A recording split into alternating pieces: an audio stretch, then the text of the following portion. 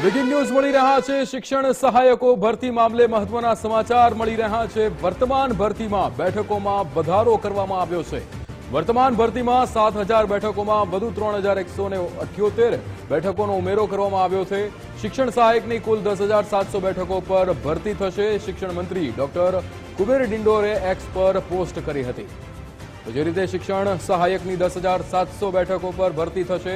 આપણી સાથે નિકુંજ જાની જોડાઈ ગયા છે। નિકુંજ, જે રીતે શિક્ષણ સહાયકોની ભરતીને મામલે વર્તમાન ભરતીમાં બેઠકોમાં વધારો કરવામાં આવ્યો છે, શું વિગતો? પ્રતિભાલ, વર્તમાન બેઠકની અંદર 3,178 જેટલી જગ્યા જે છે તેની અંદર વધારો કરવામાં આવ્યો છે અને તેને લઈને હવે શિક્ષણ સહાયકની 10,700 જેટલી જગ્યાઓ છે તેના પર ભરતી પ્રક્રિયા હાથ ધરાશે।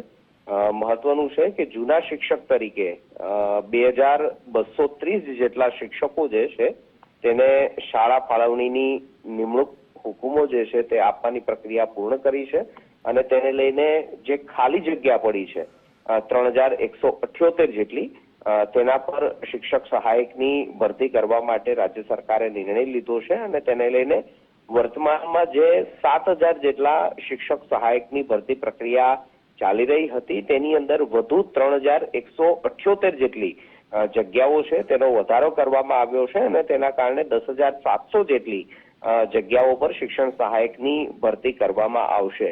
મહત્વનું છે કે ઉમેદવારોએ પણ આ અંગે રજૂઆત કરી હતી। ગાંધીનગરમાં થોડા સમય પહેલા શિક્ષણ સહાયકો જે છે તે આંદોલનના સ્વરૂપમાં પણ જગ્યા વધારો કરવા માટેની માંગણી સાથે પહોંચ્યા હતા અને તેને લઈને હકારાત્મક નિર્ણય શિક્ષણ વિભાગ દ્વારા રાજ્ય સરકાર દ્વારા આ શિક્ષણ સહાયકની જગ્યા વધારવાનો લેવામાં આવ્યો છે। બિલકુલ નિકુંજ, સમગ્ર માહિતી સાથે જોડાવા બદલ આપનો આભાર।